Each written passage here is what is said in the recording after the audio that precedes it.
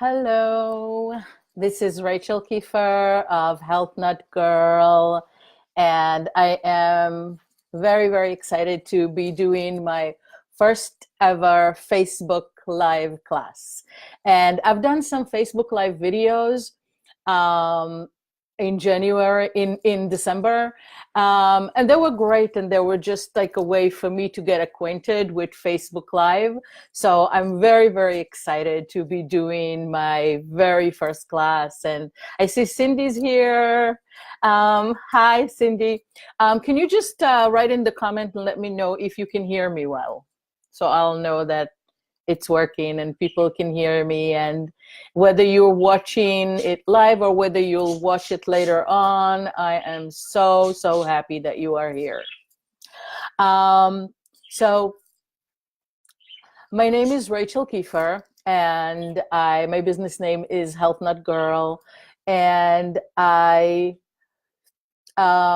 I'm a health coach. I work with women, helping them fall in love with a healthy life and achieve their health goals. And right now, I'm doing a lot of women health circles, which is like a group coaching program. And I'll tell you a little more about it if you want to know about it. You can stay. I'll talk about it at the end. So if you want to stay and listen to some of the information about my women health circles, I will be happy to share that with you. So before we get started with the class, I wanted to take a moment for you to set your intentions, and I will set my intentions too. So close your eyes for a moment, take a deep breath.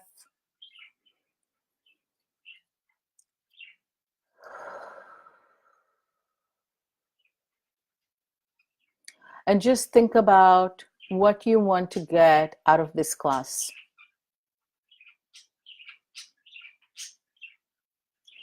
Do you want to feel more alive? Be healthier? Do you have a health condition that maybe you want relief from? Do you just want to strengthen your commitment to yourself and to your healthy lifestyle? And my intention is to just be present here and be here with you and to share with you information that could be helpful for you. And I hope that you take the things that are helpful from what I'm sharing and implement it into your life. And also to inspire you to, love yourself and take care of yourself and be there for yourself in whatever way you need to have a great, thriving, healthy life. So to get most out of this class, I recommend that you don't multitask, take some time to sit down if you can't do it right now, bookmark it and come back to it later, and sit and just listen, take a notebook, write down what are some of the recommendations that I'm going over that you would like to implement or try. And if you have any questions to me during the class or after the class, just write them in the comments and I will come back after the class and answer some questions. And if I find that the questions are something that can be helpful for everybody, I might create another video or another class on that topic. So today's class is about thriving in winter. And hi, Hannah, so glad to have you here. Welcome. It's thriving with the seasons, and we're talking about winter. And I'm also going to mention why New Year's resolutions don't work. So it really is important to have health practices and food choices that are in line with the seasons. And the reason that it's really important is because our body is part of nature. We are part of nature.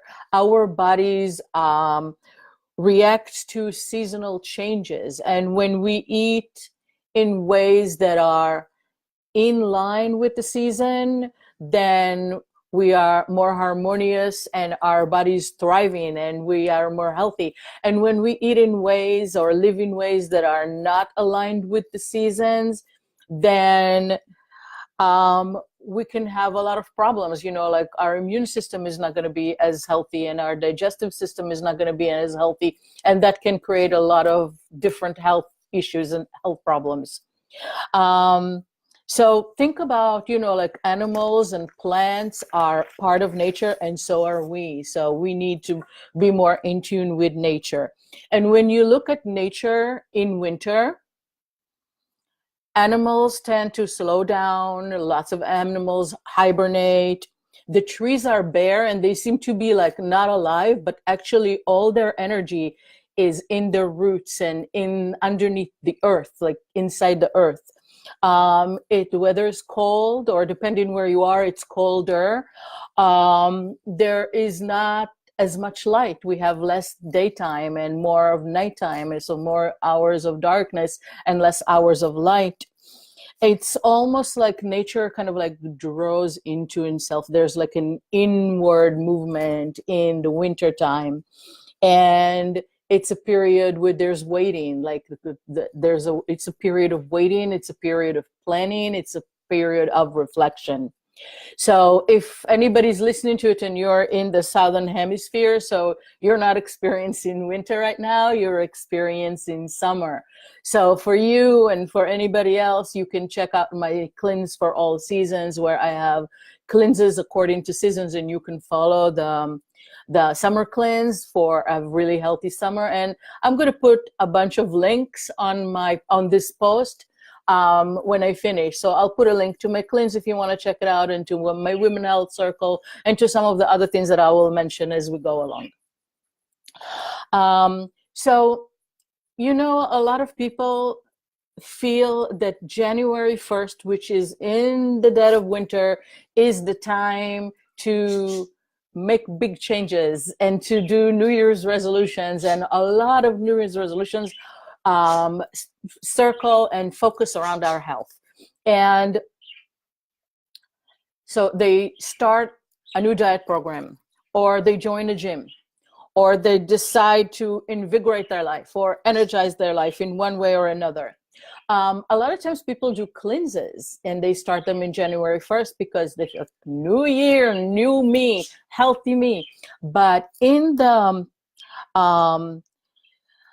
so the cleanses that they start in the wintertime are usually like they would go with more salads and juices and lots of raw foods and lots of green smoothies. And all those things that I've mentioned are wrong to do in the wintertime.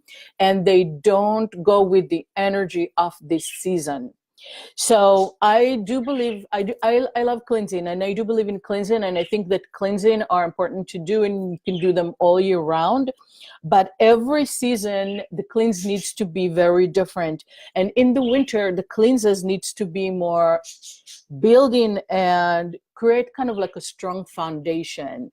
And so cleanses that have to, help us build healthier bones and help to strengthen and keep the fire going in our immune system. Minerals are very important during the winter time. And I think broths are really that are mineralized. A lot of people are into bone broth or vegetable broths that are high in minerals. And I will, at the end of the class, I will give you link to go and get a PDF that I prepared for you that has a lot of recipes of the things that I'm talking about. Cleanses in the winter need to be nourishing, replenishing. They need to be gentle, they need to be slower, and they need to be more warming. So the kind of cleanse that people usually do is more appropriate for the spring and not really appropriate for the winter time. So I am taking a look at my notes as I go along, because as I said, this is my first Facebook Live class. So I don't want to forget the things that I wanted to tell you. So that's one of the reasons why those New Year's resolutions don't work on January. And another reasons why I think New Year's resolutions in general don't work is because they put us in this frame of mind that we need to make changes on a certain date, like on January 1st, when it's a new year. Start on a Monday because it's a new week. I start on my birthday because, and it kind of like puts us in this frame of mind that, we have to wait for the conditions to be right, for the date to be just right. And it's really like the time to take care of your health and to do the things that you need to do for yourself and to go into self-care is always now. And it doesn't matter what time of year it is, you can always do something. So instead of waiting for a certain date, like always think about what can I do now? What can I do right now to improve my life and improve my health and take good care of myself? So I'm going to be talking about eating in winter, and one part of eating in winter is how to prepare food, and the other part is food choices, like what kind of foods to eat. So in winter, it is more appropriate to eat foods that are baked. So using your oven in the wintertime, it helps to create the energy and the warmth that your body needs during the winter. So baking is great, roasting is great. And again, in the PDF that I'll give you at the end, I'll have some great recipes for you. Stews, soups, making broths are really great. Less raw foods, less salads. Now, I think it's important to have raw foods all year round because fresh produce has a lot of live digestive enzymes that our bodies need and our digestive need. So it's not like I'm telling you to never have a salad in the winter. It's just that you have less of it than in other seasons. It's all a question of proportion. So less raw foods, you need foods that have more heat and that are not cooling to the body, but more like I said, nourishing and replenishing and help our digestive system stay warm and our body stay healthy. Slow cooking, so if you have a slow cooker, now's a great time to use it. Or sometimes what I do is I will bake something in the oven overnight or bake something on low heat, like 225 Fahrenheit. I'm sorry, I don't know right now off my head. I think it's like 100 degrees in Celsius if you're in Europe. But it is like low heat and let it cook for hours and hours, let it bake for hours and hours. And that is a great thing to do during this season. The food choices. I love going to farmers market, and I love going to farmers market all year round because when I go to farmers market, I see what is growing right now in this season in my location. So the food choices are always different at every season, and I love that. So it really depends on where you are, and things are going to be really different in different places. But basically, during the winter time, you'll see a lot of root vegetables, and those are really, really great to have. And like I said, like the trees have all their energy in their soil. Root vegetables give us that grounding energy that is so important in the winter time. So things like rutabaga, sweet potatoes, carrots, kohlrabi, all those vegetables that grow inside the soil are really appropriate right now. I just made a subscription to something called Misfits Market, and it's available in the United States, and it's available in certain places, not everywhere. But it is a box of produce that are delivered to you that is local and seasonal in your area. And they're called Misfits because they are oddly shaped. So that's why the grocery stores don't want to sell them. So you get them for a really, really good price, but it's all fresh, organic produce. So I am so excited. I made a video about opening one of those boxes because I tried them out and I really loved it. And now I made a subscription. So again, I'll give you the information in the afterwards if anybody wants to check it out. Winter greens, green leafy vegetables are so important. And in the winter greens are things like kale and collard greens and mustard greens and bok choy. And they are winter hardy, and you can still find them at farmers market, and they give your body a lot of great energy and nutrients. So don't skip your greens just because it's winter, but it's just different kinds of greens at each season.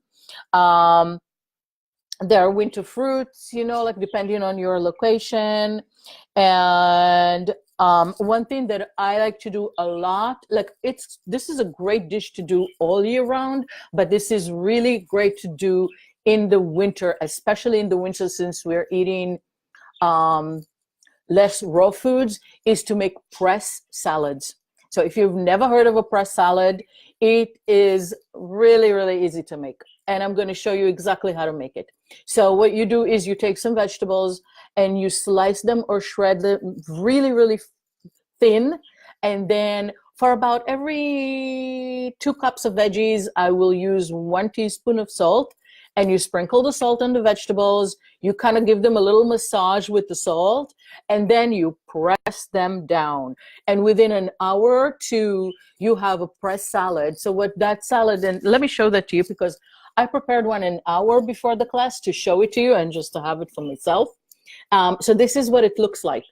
This has been sitting here for an hour, and look at how much liquid came out of the vegetables. I hope you can see that. Look at all that liquid that came out of the vegetables. And what I put in there is Chinese cabbage, Napa cabbage. I put radishes. These are those red, this is the reddish. I put cucumbers, and I put red peppers. But you can put, and look how colorful and beautiful that looks. And you can put carrots, you can put kohlrabi, you can put regular cabbage, you can put purple cabbage, you can put onions, green onions, or purple onions, or yellow onions. Like, you can put a lot of different kinds of vegetables in there. And what happens is that the process of pressing the veggies when they're in the salt is in there, is it secretes a lot of the liquids out of the vegetables, and it starts the fermentation or pickling process, which gives the vegetables so much more digestive enzymes and probiotic.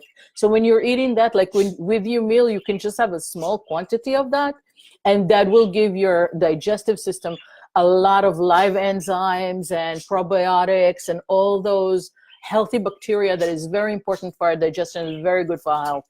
I have this little salad press dish that I bought on Amazon, and it's pretty inexpensive, and I can put the link to it, but you don't even have to have that. All you need is a bowl, and then you put the vegetables in a bowl, put a plate on top, and put something heavy. So all you need is to have that action of pressing down the veggies.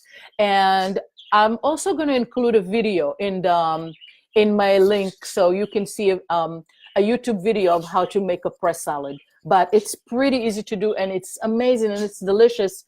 If you're someone, and then to serve it, you have to like strain it, just throw away the liquid and eat the vegetables. And if you're someone who needs to watch your salt, and this is too salty for you, then just rinse the vegetables, and that will take out the salt. But I like them salty. So it's, like I said, it's like starting the pickling process. You can also buy things like sauerkraut or kimchi, and you'll see that a lot of traditions have pickled vegetables as part of their winter routine, because that was what their body needed. So there's this tradition of like food that is harvested in the fall was fermented and pickled to be used during the winter.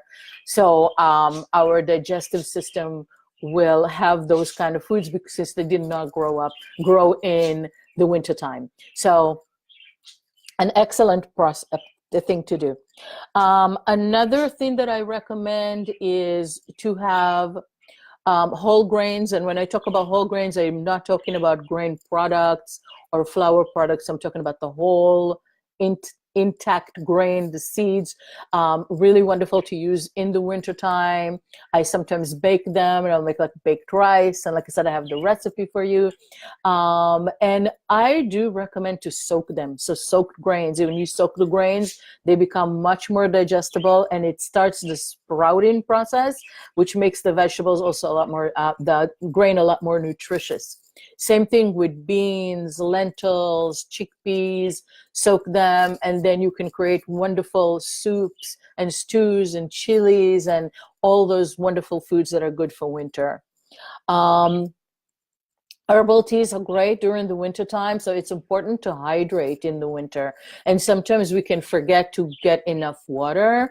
And I know in the US at least, I see that there's a big culture of drinking iced water all year round, and it's really not appropriate. It's not appropriate at any season to have water with so much ice. It's not good for our digestion, but especially in the winter time, and you can just drink warm water. Or you can drink warming teas like ginger tea or chai tea, which has like wonderful spices like cinnamon and cloves and nutmeg and ginger and pepper that are very warming and very good for our digestion during the winter time. So those would be good. Some practices that are good to do during the winter time. So less light, more darkness. This is a season where it is good and important to sleep more. So just go to bed early and get extra sleep. It's this is the season where we need that extra sleep.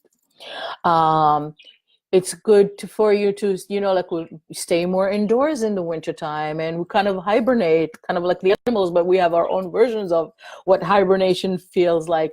But it's also a good time to be more creative. Like if you have any kind of creative pursuits, winter is a great time to stay indoors and do creativity.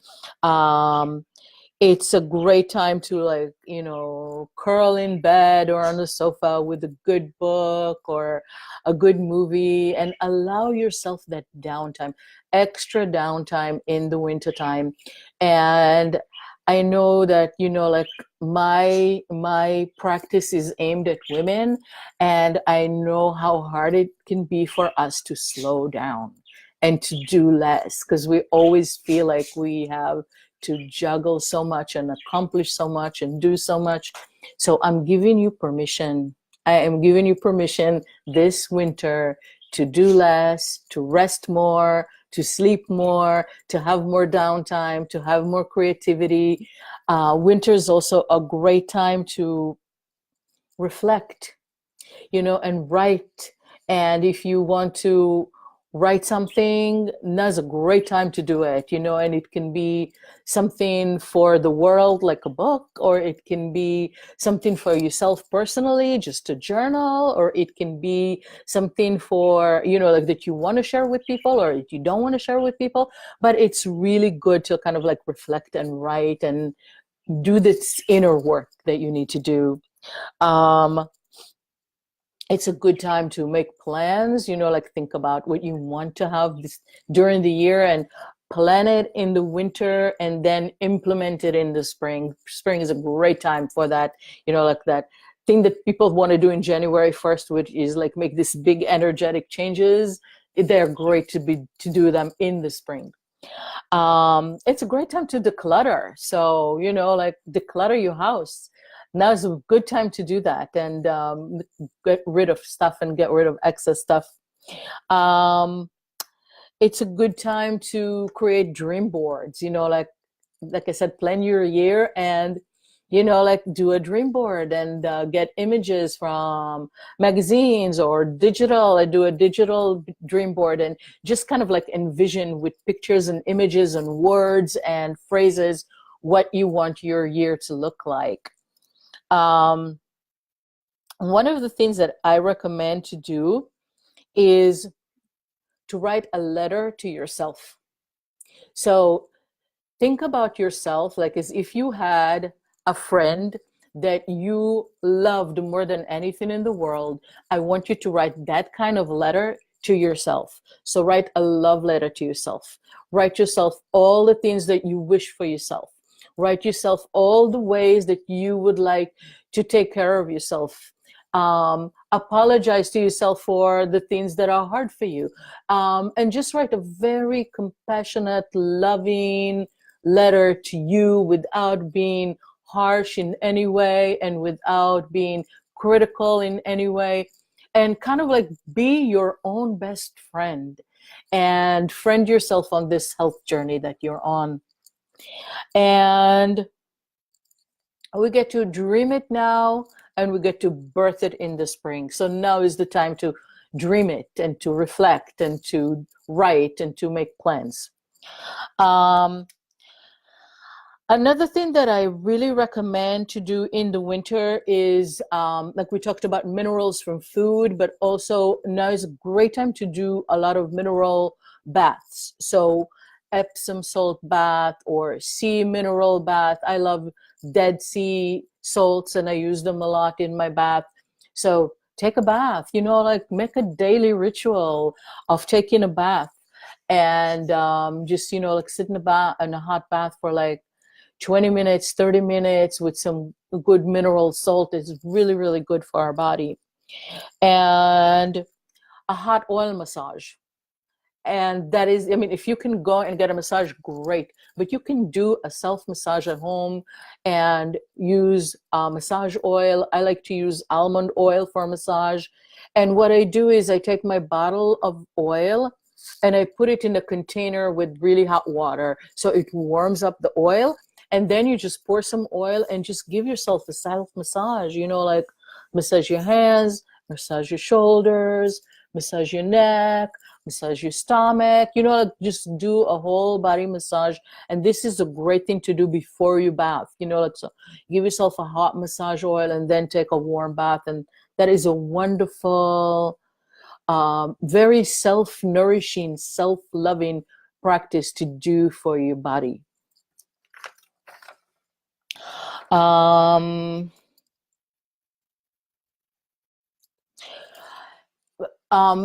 talked about going to sleep earlier, and sometimes we can start, like you can start it in the winter time, and then you can move it up to a little bit later during the spring and the other seasons. But to just start to have like a winding down, healthy evening routine. And especially for those of us who are very active in our mind and it's hard for us to wind down and go to sleep early. So the hot bath at night, in the evening is something that really helps us to wind down. Another thing that I love to do is to do a hot foot soak. Just fill your bath with hot water just up to ankle length, ankle height, and just put your feet in the hot water with a little bit of lavender essential oil. That really helps you to wind down, like 5 minutes of that, and it kind of like draws all that mental energy down into your feet and helps you relax and help your body relax, and then you'll feel so happy afterwards. I love using hot water bottles. So good old-fashioned hot water bottle, go to bed with it, put it on your stomach. It also helps with digestion and it feels super comforting, and it really helps us to ease into sleep and into restfulness. Chamomile tea, like if you, again, have a hard time going to sleep, even have a double chamomile tea, just put 2 tea bags in a cup with hot water, can add a little bit of honey and just drink that, and that is very relaxing. Use a diffuser in your room and put some lavender essential oils, and there are many companies that have like nighttime blend or relaxation blend, so diffuse that in your room, and that would be something, again, relaxing and helping you to create like this relaxed evening routine that will ease you into a deeper and more restful sleep. And sleep is so important for our health and our well-being.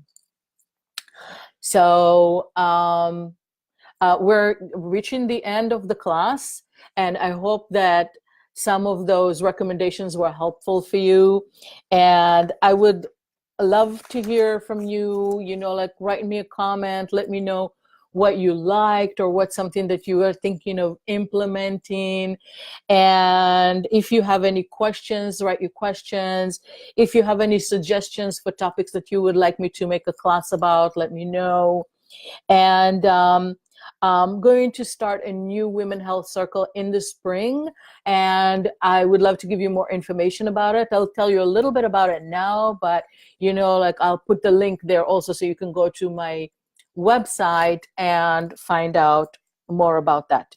So my Women Health Circle is a group coaching program that I do in small groups. I work with small groups of women, and we work together for a period of 6 months, and we have a video meeting every 2 weeks. And at each video meeting, we talk about our health goals and our health issues, and I give them a list of recommendations, and it can be food recommendations or lifestyle recommendations or mindset recommendations, and we all do it together. And we have a group outside the group where we all communicate with each other and support each other in reaching our goals. And we go through a lot of topics that have to do with women's health, and you get a lot of guidance from me. It's very do it at your own pace, gradual small changes over a longer period of time. So people really have, the women really have the chance to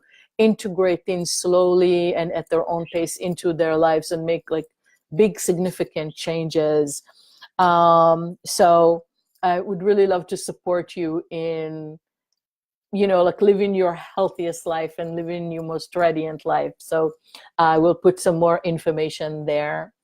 And like I said, you're going to get a PDF present. So again, I'm going to write a link to that on this post, so you can just click on the PDF and download the list of foods, list of winter produce, and wonderful recipes for a delicious and nutritious winter. And I am so happy that you were here with me, those of you who are here live. And I like looking forward to the people who will watch it later who couldn't join us live. And I'm looking forward to hearing from you and seeing you next time. Have a healthy day. Have a wonderful, thriving winter, and I will see you again soon.